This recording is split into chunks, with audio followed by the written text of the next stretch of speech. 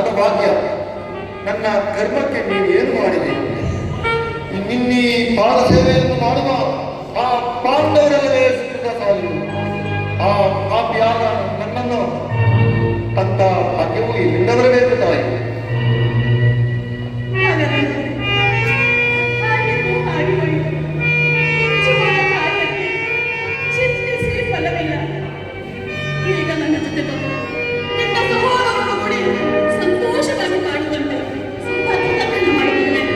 ಅಮ್ಮ, ಇದೊಂದು ಮಾತನ್ನು ಬಿಟ್ಟು ಬೇರೇನಾದರೂ ಕೇಳುತ್ತಾರೆ ನಡೆಸಿಕೊಡಬೇಕು.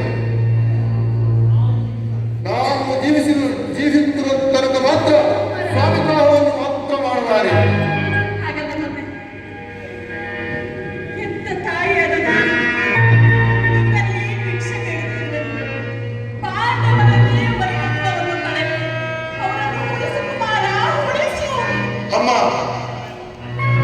ಅಮ್ಮ, ನೀನು ವೀರಮಾತೆಯು, ನೀನೇ ಹೇಳು. ಪರದಾತನು ನನ್ನನ್ನೇ ನಂಬಿ ಯುದ್ಧವನ್ನು ಹೂಡಿರುವಾಗ ಇಂತಹ ಸಂಬಂಧಗಳನ್ನು ಕಲ್ಪಿಸಿಕೊಂಡು ಆತನನ್ನು ತೊರೆದರೆ ನಾನು ಕೊಲೆ ಮಾಡಲಿಂತಲೂ ಹೀಗಾಗುತ್ತಿದ್ದೇನೆ ಅಮ್ಮ. ಇದರಿಂದ ನನ್ನ ತಂದೆ ತಾತಂದಿರು ನರಕಕ್ಕೆ ಬೀಳದಿರಲಿ.